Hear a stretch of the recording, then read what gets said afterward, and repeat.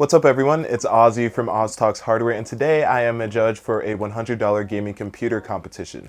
My friends Lee from CompTV, Matt from the ToastyBros, and Charles from TechAlways asked me to check out each of their builds and judge them accordingly.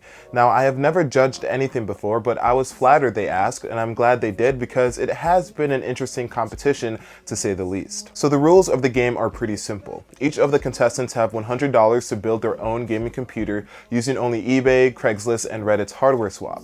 Shipping was not included, but they could not cheese their way out of this rule by purchasing a component where the majority of the price was in the shipping. I'll get into my judging mechanics and rules later on in the video, but before that, let's check out each of the competitors' builds. First off, we have CompTV's Roadhog. He purchased most of the parts from eBay for a few reasons, but the main reason was to simply show others that they can build a cheap PC without using exclusively local deals. Pretty cool. He purchased a direct-on pre-built machine with a Phenom 2 945 quad-core and 4GB of DDR3 memory.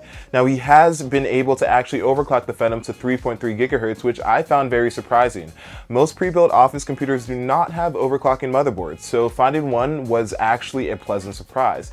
Because of Lee's pretty spectacular discovery, I am awarding him the "Wow, I cannot believe it's not stock" award for running an overclocked pre-built. Combined with an overclocked GTX 660 OEM and powered by a Corsair CX430, the $100 Roadhog seems ready for action. Now, we just got to work on that cable management, but I won't deduct any points for that. Second up is ToastyBros' Boxy Bertha. It uses a pre-built Optiplex 780 housing a Core 2 Quad-Q 8400 and 4GB of DDR3 memory. He combined it with a GTX 660 Ti superclocked for a mere $30. Now, Matt brought some Austin Evan teases onto the table when he mentioned that he bought two 500-watt power supplies for $40. As you can imagine, he is only using one of the power supplies for the entire build, as using two is not as easy as one may believe. Because of his great Almost Austin build, I am presenting him the "Hey guys, this isn't Austin" Medal of Honor for asymptotically approaching the dual PSU machine. Matt lacked a computer case, so he placed all of his components into an orange box and added a fan for better airflow. An interesting and resourceful touch to his entry. The combined total for him was only $98. Lastly, Charles from TechAlways made upgrades to a pre-built computer he picked up. He traded out the Core 2 Duo with a Core 2 Quad-Q 6600 and installed a GTX 660 Ti for the final touches. Pretty standard for this competition. Unfortunately, he did not have a case, so he used his resources and created a cardboard box case with a pretty nice side window to showcase all of that budget goodness. Now, Charles ran into a lot of issues. Firstly, the stock CPU cooler he had did not completely line up with the mounting holes on his motherboard. But fortunately enough, zip ties were a quick and dirty fix to a potentially awful situation. On top of that, his motherboard used a proprietary 5-pin CPU fan header instead of a standard 4-pin. He solved this issue by finding the pin layout online of the fan header and switching his cooler's pins to match the motherboard's. Lastly, Charles cut a hole in his GPU fan cooler to prevent the GPU shroud from hitting the motherboard's capacitors. So Charles, kudos to you for using what you know and the tools that you have to make your computer run the way it should. Because of your unorthodox build and troubleshooting capabilities, I would like to present you with the "Did you try turning it off and back on again" plaque of recognition. Alright, so now that we have a taste of all of the builds, I'd like to present my judging credentials. At first, I was going to have average frames per second dictate the winners and the losers, but after talking to Lee, it turns out that each of the contestants may or may not have used identical settings across all 5 games.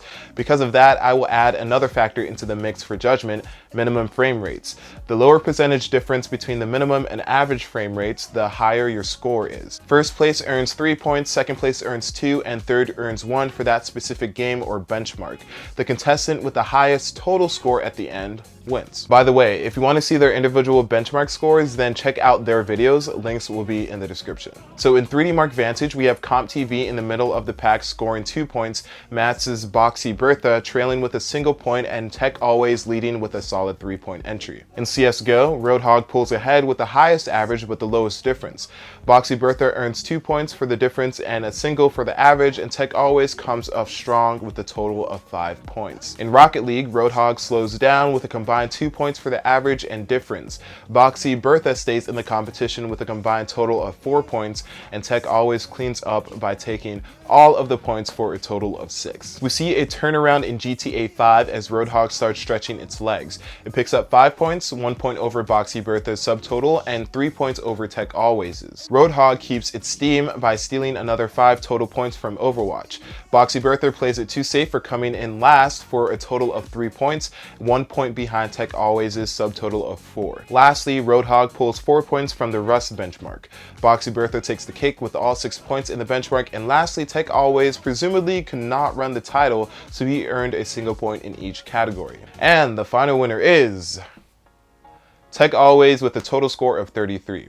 Roadhog and Boxy Bertha in second and third respectively with their respective scores of 22 and 21. I had a lot of fun watching each of their videos and a lot more fun judging the competition. I definitely recommend going over to their channels and showing them some love if you can, because a lot of effort, money, and time was put in each of their projects.